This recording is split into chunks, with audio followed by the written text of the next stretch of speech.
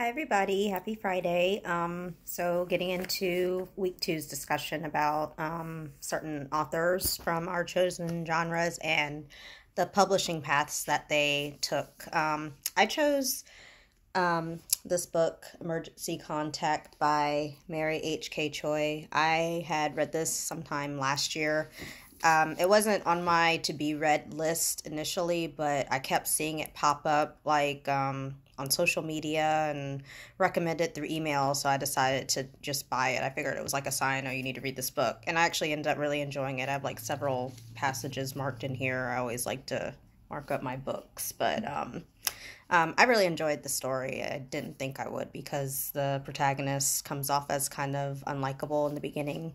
But getting into the actual publication process, the author, it seems that she chose with this book to have it published traditionally. Although I did see on Amazon she had previously self-published. It looks like a shorter work called Oh Never Mind. I guess it's autobiographical. But I'm not sure if she chose to self-publish that. It looks like it's published through Amazon Kindle, so she could have chosen the self-publishing route for that first work. But this one is traditionally published by Simon and Schuster. I'm not sure if I'm pronouncing that the right way. But I feel like she probably chose that path because from what I read from her biography and credits, she has a lot of, work that she's done in, I guess, the media. She's written for New York Times, GQ, Wired, and The Atlantic. She has a podcast called Hey Cool Job, and she's also been a correspondent for Vice News.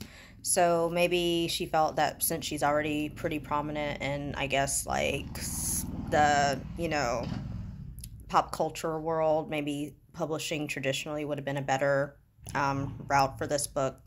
But as far as I can tell, she does have an agent. This is her first actual traditionally published work, so I'm not sure if this will apply to any future books. I'm guessing it will, but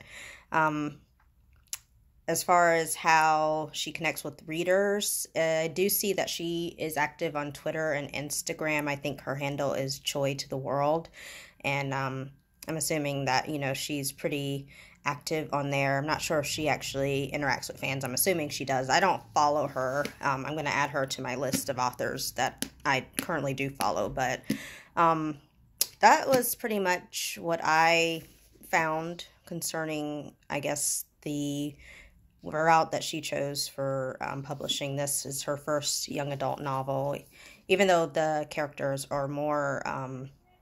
one of the protagonists, Penny, she's in college, so I guess it could be classified as new adult, but under Amazon it's classified as young adult or books for young readers. But like I said, it was a good read, and those were some of the things that I found about how the book came to be published. So I look forward to discussing everybody else's book choices and seeing what authors they chose and the publishing choices that they made for their own works. And I hope everybody has a good weekend, and I will talk to you later. Bye.